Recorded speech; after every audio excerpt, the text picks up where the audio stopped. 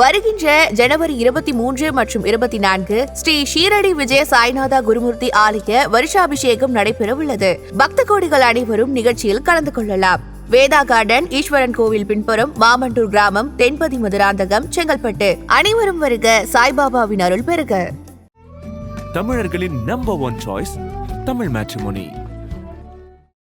தெய்வத்தின் அருள் இப்போது உங்கள் கையில். 100% தூய்மையான சில்வர் காயின் உங்கள் இஷ்ட தெய்வத்தின் அழகான உருவத்துடன் உடனே ஆர்டர் செய்ய நிபுராவை அணுகுங்கள். ஜாதக ரீதியா, மனித பிறப்பு ரீதியாக பணத்துக்கு சில கிரக நிலைகள் இருக்கு. தனக்கு வரம் கொடுக்கக்கூடிய தெய்வம் ஒவ்வொரு மனிதருக்கும் உண்டு.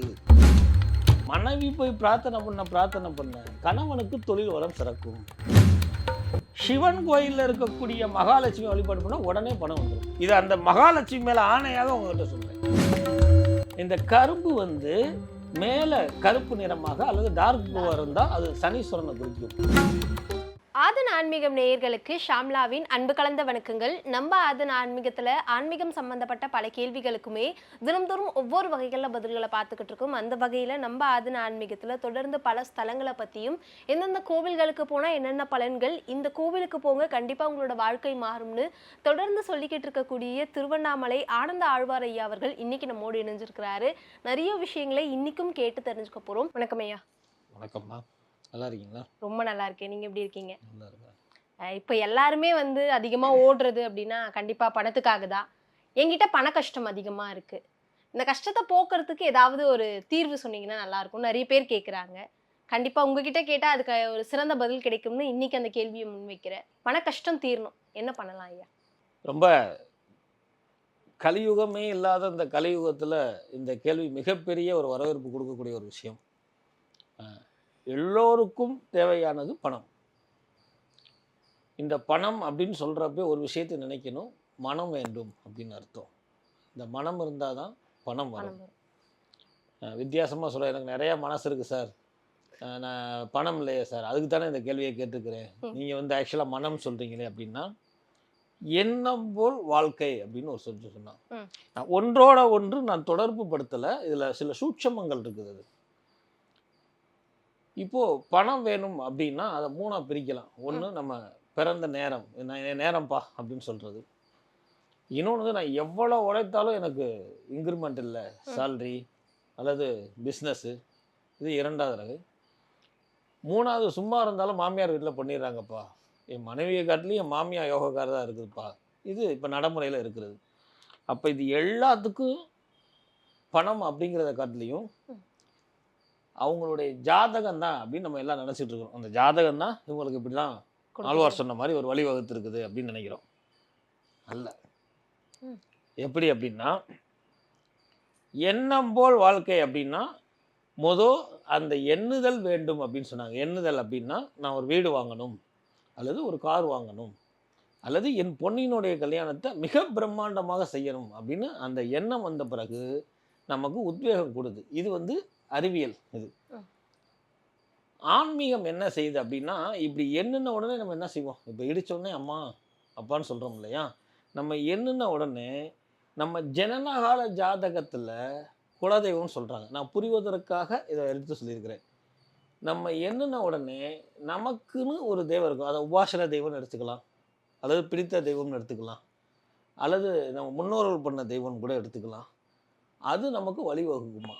அதனால தான் எண்ணுதல் எண்ணம் போல் வாழ்க்கை அப்படின்னு சொன்னது. சற்று குழப்பமாக இருக்குது சார் அப்படின்னு சொல்லலாம்.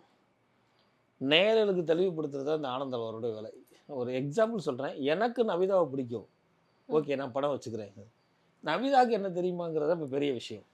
அந்த மாதிரி தனக்கு வரம் கொடுக்கக்கூடிய தெய்வம் ஒவ்வொரு மனிதருக்கும் உண்டு அப்படின்னா, அது உடனே ஒரு 10 லட்ச ரூபா லாட்டரியில் கிடைக்கிறதாகவோ அல்லது ஒரு நல்ல மாமியாரை கிடைக்கிறதாகவோ கொடுக்காது. நம்மளோட எண்ணம் செயல்பட ஆரம்பிச்சிருச்சுன்னா, நம்ம எண்ணம் சிந்திக்க ஆரம்பிச்சிட்டோம்னா, நம்ம வாழ்க்கையில் அவாவாளுடைய பூர்வ கர்மாப்படி நமக்கு பலனை கொடுக்கும். அப்போ ஜாதகம் தானே வேலை செய்யுது. அங்கேயும் ஜாதகம் இல்லை. என்ன சார் திருப்பி நீங்கள் ஒரு புதிர் போகிறீங்க அப்படின்னா, நம்ம உழைத்தால் பணம் உண்டு அப்படின்னு நம்ம கண் கூட இன்னைக்கும் பார்த்துக்கிட்டு இருக்கோம். அது கிடந்து அப்போ அந்த இடத்துல எந்த ராசி, எந்த நட்சத்திரம், எந்த திதின்னு சொல்லவே இல்லையே. இப்போ ஜாதகம் வாழ்க்கையில் நம்ம போட்டுக்கிற ஷர்ட் மாதிரி. ஜாதகமே வாழ்க்கை இல்லை. அது நல்ல எண்ணம் வேணும், நல்ல உழைப்பு வேணும். இது எண்ணுக, உழைப்புக்கு முன்னாடி எண்ணுக அப்படின்னு ஏன் சொன்னாங்கன்னா, நம்மளுடைய பூர்வ புண்ணியம் சொல்லக்கூடிய நம்ம செய்த பாவ புண்ணியங்களுக்கு தகுந்த மாதிரி நம்ம தெய்வம் நமக்கு வழி நடத்தும், வழி கொடுக்கும். அதுவும் ரெண்டாக பிரிக்கிறாங்க. வழி நடத்தும் அப்படின்னா கொஞ்சம் பாவம் கம்மியாக பண்ணியிருக்கலாம், அல்லது புண்ணியம் நிறையா பண்ணியிருக்கலாம்.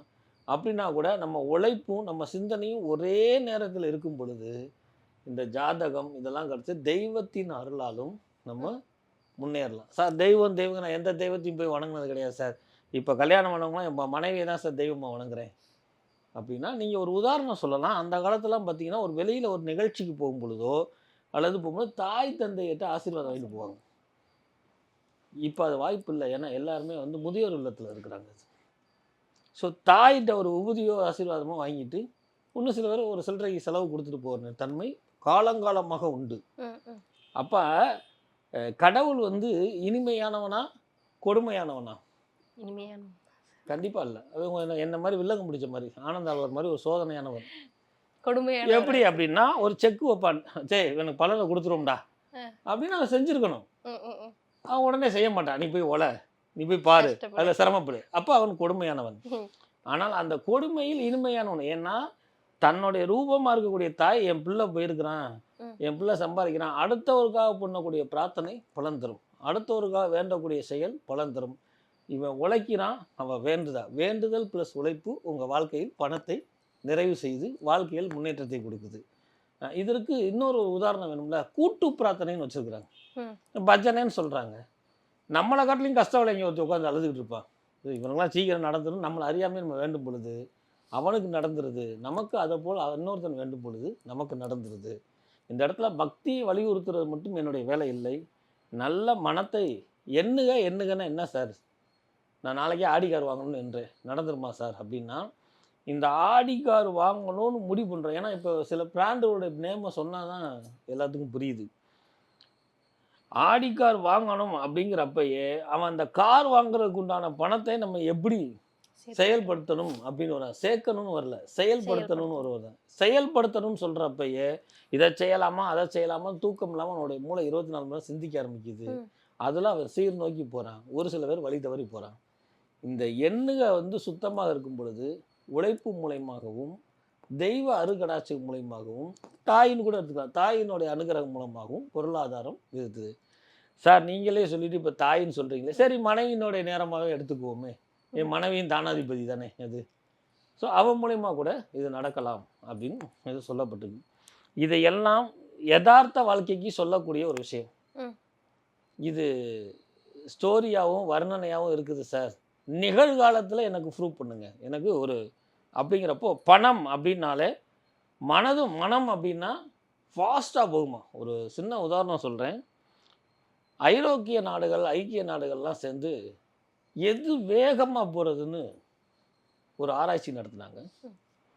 அதில் மிகச்சிறந்த வல்லுநர்கள் 8 பேர் இருந்தாங்க. அந்த 8 பேருக்கு எப்படின்னா, இப்போ ஒரு ஜட்ஜு தீர்ப்பு கொடுத்தா செல்லுபடி ஆகாது, 2 ஜட்ஜு இருக்கணும் எல்லாத்துக்குமே. அப்போ 2 ஜட்ஜு இருக்கிறாங்க கடந்து. அப்போ இந்த சைபர்சோனிக் இந்தியா கூட வல்லரசு நாடுகளில் இந்த தடவை இந்த ஏவுகணையை பார்க்குறாங்க, ஒளியை விட வேகமானது அப்படின்னு. இந்த மாதிரி ஒவ்வொரு நாடும் ஒளியை விட பன்மடங்கு வேகமாக இருக்கக்கூடிய ராக்கெட்டு இதுகளை எல்லாம் சொல்லும் பொழுது எல்லாத்துக்கும் ஆச்சரியம். இந்த நிகழ்வை பார்க்க உங்களுக்கு கூட ஆச்சரியம். ஒரு நீதிபதி மட்டும் அனுமதி கொடுக்காமல் இருக்கிறாரு, இல்லை அப்படின்னு. எல்லாத்துக்கும் என்னடா அது செலக்ட் பண்ணவர் சரியாக இருக்கிறோமாங்கிற கவலை வந்துருச்சு. நீ ஜட்ஜ்மெண்ட் பண்ணுறவர் கரெக்டாக, ஜட்ஜ்மெண்ட் கரெக்டானு சிந்திக்கலை. ஏன்னா எல்லோருடைய எண்ணமும் என்ன இருக்குன்னா, நான் கண்டுபிடிச்சிட்டேன், செயல்படுத்திட்டேன், இதுக்கு வரலையேன்னு இருக்குது. அப்போ அந்த நீதிபதி சொன்னாராம், நினைத்த உடனே போகக்கூடியது மனம், இன்னும் அதுக்கு இணையானதை நம்ம எதுவும் கண்டுபிடிக்கலை. நான் இப்போ ஆஸ்திரேலியாவில் இருக்கிறேன் அப்படின்னா ஆஸ்திரேலியாவில் இருப்போம் வளர்ந்து, நான் டூயிட் பாடிட்டு இருக்கிறேன் அப்படின்னா உடனே அது கனவு பார்த்து வர அளவுக்கு இன்னும் எதுவும் இல்லை.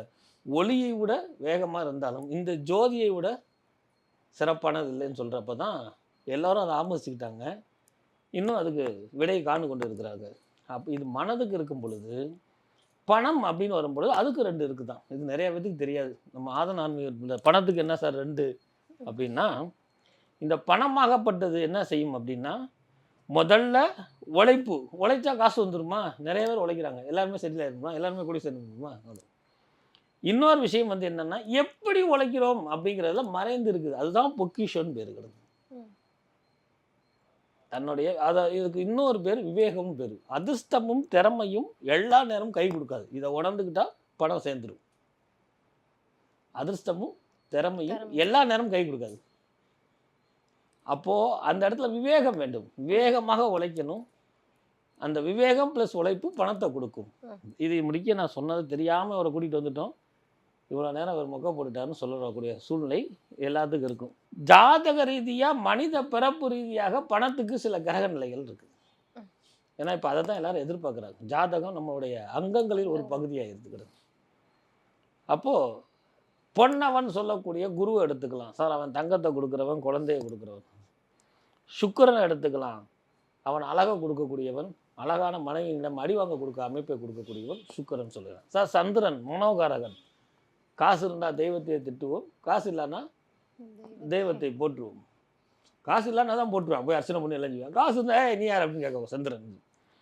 எதையும் வித்தியாசமாக கொடுக்கணுமே தவிர நிந்திக்கிறது என்னுடைய வேலை அல்ல. சூரியன் எல்லா தந்தையும் சொத்தை எழுதி வச்சுருவாரா? செய்ய மாட்டார். தந்தையானவர் எல்லாம் செய்யணும்னா சனி கொடுத்தால் யார் தடுப்பது? சனி சும்மா இருந்தாலே போதுங்கிற நிலைமைக்கு 12 ராசிக்காரனும் இருக்கிறான். இப்போ நான் உள்பட அப்பா நீ கொடுக்குறதெல்லாம் இருக்கட்டும், சும்மா இருப்பா அப்படின்னு. கேது எடுத்துக்கும், ஞானகாரகன். பக்திமானாக இருந்தால் காசு வந்துடுமா? பக்திமானாக இருக்கிறது பைசா காசு கோயிலில் போட மாட்டான். ராகு எடுத்துக்கும் சார். ஆஸ்பத்திரி பிரச்சனை, கோர்ட்னே அலைஞ்சு வந்து போயிட்டேன் சார். அப்போது எல்லா கிரகத்தையும் குறை சொல்கிறீங்களா அப்படின்னா, இதெல்லாம் மேலே ஜனனகால காலத்தில் முன்னோர்களுக்கு புண்ணியம் பண்ணக்கூடிய கிரகங்கள் நடைமுறையில் இருக்கும் பொழுது அவங்களுக்கு ஒரு வாசகமே சொன்னாங்க, பொன்னும் பொருளும் மண்ணும் மணியும் சேருக அப்படின்னு ஆசீர்வாதம் பண்ணுவாங்களாம். அந்த காலத்தில் ஒரு குழந்தை பிறந்துட்டா அந்த குழந்தை பிறந்த உடனே ஒரு மிட்டாய் கொடுப்பாங்க. இப்போ அதெல்லாம் கிடையாது. அது அந்த காலத்தில் ஒரு உருண்டையாக ஒரு ஆரஞ்சு மிட்டாய் கொடுப்பாங்க. அது 2-3 எடுத்த உடனே அப்பா உங்கள் அப்பா பிறந்த உடனே மிட்டாய் கொடுத்தான் பார், இன்னும் தித்திக்குது அப்படிம்பாங்க. இனிப்பு சுக்கிரனுக்கு உகந்தது. அப்போது அந்த குழந்தைக்கு அந்த தித்திப்புடைய ஆசீர்வாதம் அந்த குழந்தைக்கு கிடைஞ்சி அவனுக்கு பொருளாதார வளத்தை கொடுக்கணுங்கிறதுக்காக தான் குழந்தை பிறந்தவுடனே மிட்டாய் கொடுக்குறது. இப்போ சூட்சமம் புரியுதுங்களா? ஒரு குழந்தை பிறந்தவுடனே மிட்டாய் கொடு அப்படின்னா அந்த சாக்லேட் எடுத்து சாப்பிடும் பொழுது அந்த இனிப்பு வந்து சுக்கிரனுக்கு வந்தது. அப்பா 1 எடுத்துக்கிட்டே 2 எடுத்துக்கிட்டே சிலர் அள்ளிக்குவாங்க அப்படியே.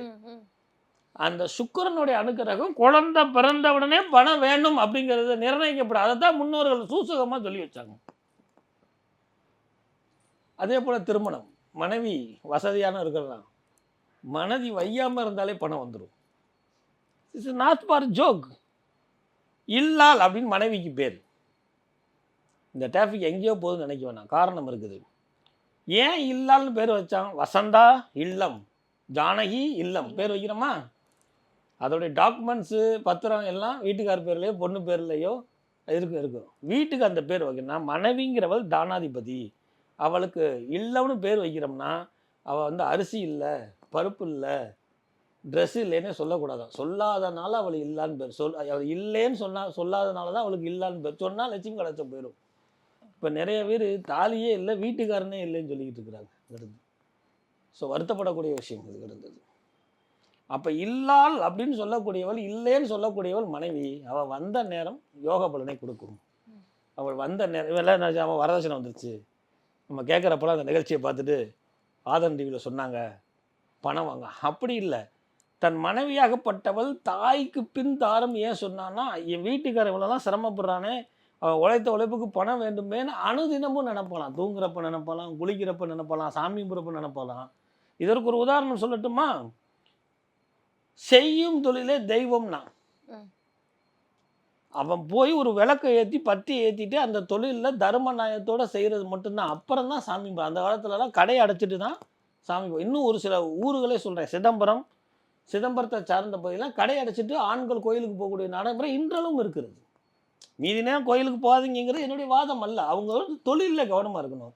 அந்த தொழிலுக்கு பாதுகாப்புக்கும் மேன்மையும் பொருளாதாரத்தையும் கொடுக்குறதுக்காக மனைவி காலையில் சமைச்சு முடிச்சுட்டு பூக்கொடையில் தேங்காய் எல்லாம் எடுத்துகிட்டு கோயிலுக்கு போகிறா. மனைவி போய் பிரார்த்தனை பண்ண கணவனுக்கு தொழில் வரம் சிறக்கும். ஏன்னா அவள் சமைச்சிட்டு வீட்டில் நாடகத்தை பார்க்குறதுக்கும் செல்ஃபோன் பேசுறதுக்கும் அரட்டை அடிக்கிறதுக்கு மட்டும் இல்லை, கோயிலுக்கு போ அப்படின்னு ஒரு தன்மையை கொண்டு வந்தாங்க. அப்போ மனைவி வந்த நேரம், அப்போ திருமங்கலை காலகட்டம் பொருத்தங்கள் பார்க்கும் பொழுது எனக்கு இவ வந்தால் தான் பணம் வருமா சார் அப்படின்னு பார்க்க வேண்டிய அவசியமே இல்லை. இன்னாருக்கு இன்னாரும் கடவுள் தீர்மானிச்சிட்டான்னா அதன்படி நடைமுறை கொடைக்கு வரும். அப்போ என் மனைவி வந்த நேரம் நல்லா இருக்குது, நான் கூடுதலாக உழைக்க வரேன், அவளுக்கு நான் நகநட்டு செய்வதற்காக மட்டும் அல்லாமல் எனது குடும்பத்தை மேம்படுத்துகிறேன் யார் சிந்திக்கிறானோ அவனுக்கு பணம் வந்துருமா. இது இரண்டாவது விஷயம். மூன்றாவதாக ஸ்தானாதிபதினு சொல்லக்கூடிய அம்ச நிலையில் புத்திர பாக்கியம். குழந்தை பிறந்தவுடனே ஓடி போகணும்னு இருக்கிறான், குழந்தை பிறந்தவுடனே குபேரன் ஆகணும்னு இருக்கிறான். குழந்தை பிறந்தோடனே ஓடி போனால் என்ன ஊரை விட்டு ஓடி போன அர்த்தமா? வெளிநாடு கடல் கடந்து வாணிகம் செய்யணும் அந்த காலத்தில் சொல்லியிருக்கிறாங்க.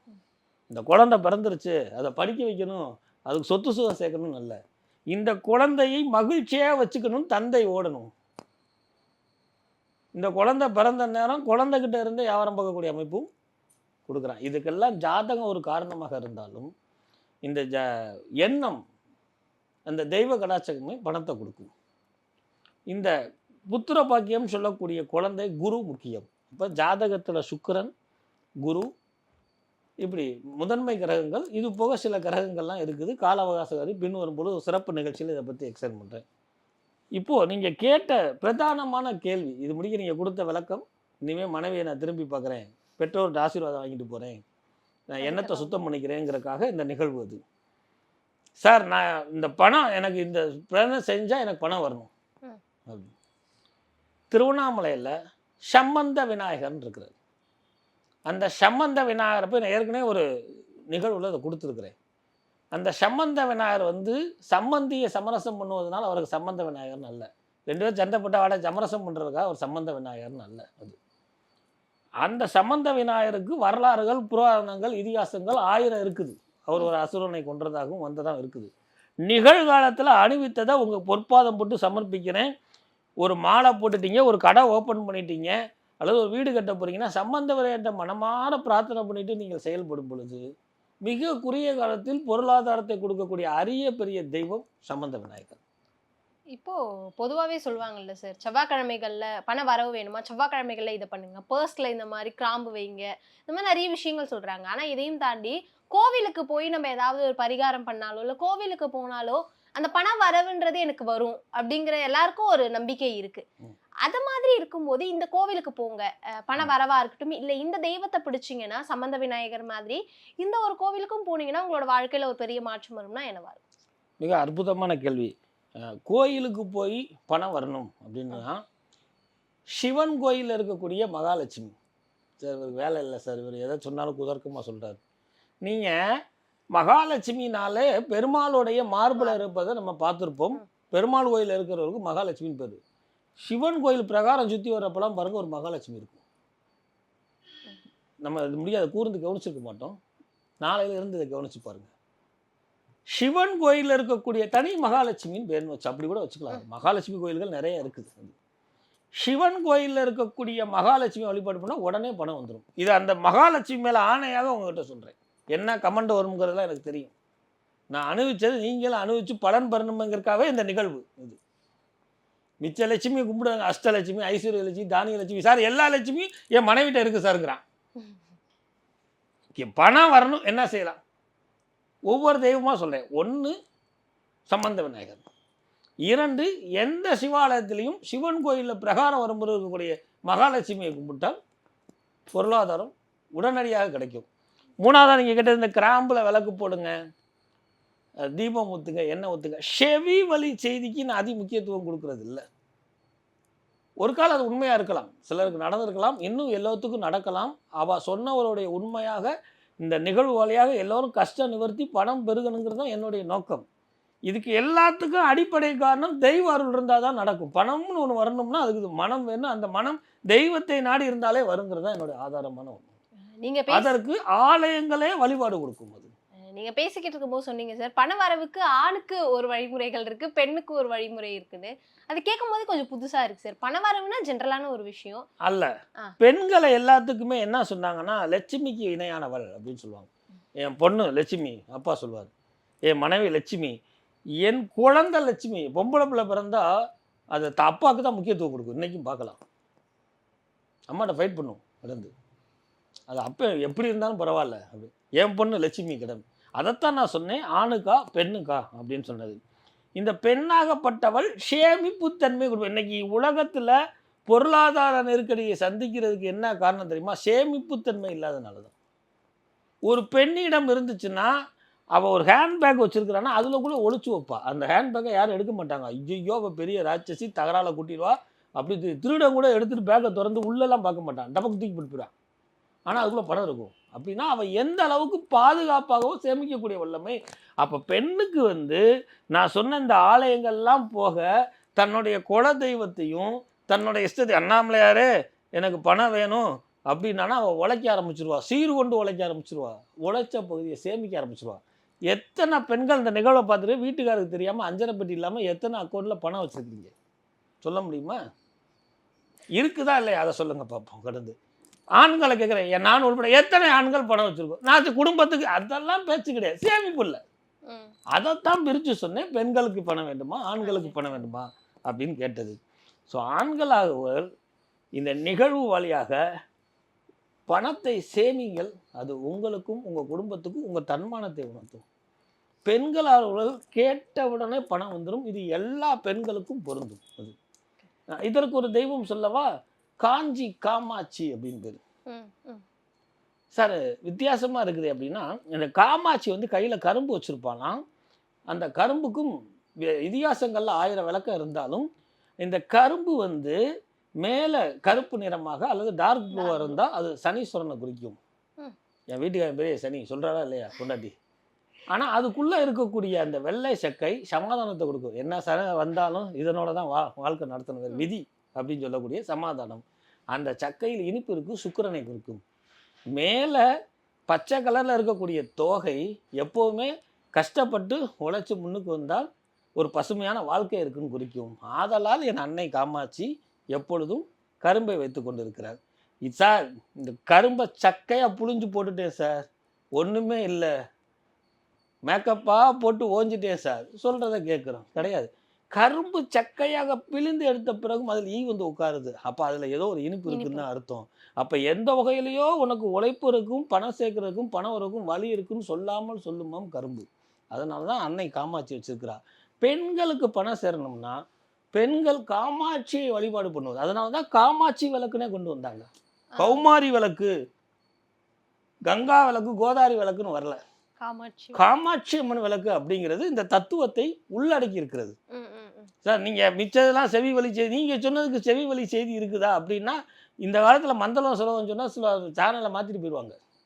இப்போ கரும்பில் இவ்வளோ விஷயம் இருக்குங்கிற சூட்சமத்தை நான் அனுபவித்திருக்கிறேன், உங்களுக்கும் இது தெரியும், நீங்களும் அனுபவிக்கணும். அப்போ பெண்கள் காமாட்சி அம்மன் வழிபாடு படும் பொழுது தனக்கு பொருளாதாரத்தை கொடுப்பது மட்டும் இல்லாமல் சேமிப்பை கூட்டுவது மட்டும் இல்லாமல் தன் குடும்பத்தை நிலைநிறுத்தி காட்டக்கூடிய அமைப்பை கொடுக்கிறாள் காமாட்சி. கண்டிப்பா சார், எல்லாருக்குமே பணவரவுன்ற விஷயம் வேணும். அதுக்கான ஒரு தெளிவான பதிலை இன்னைக்கு உங்களோட நேரத்தை செலவு பண்ணி சொல்லியிருந்தீங்க. மிக்க நன்றி சார். ரொம்ப நன்றி.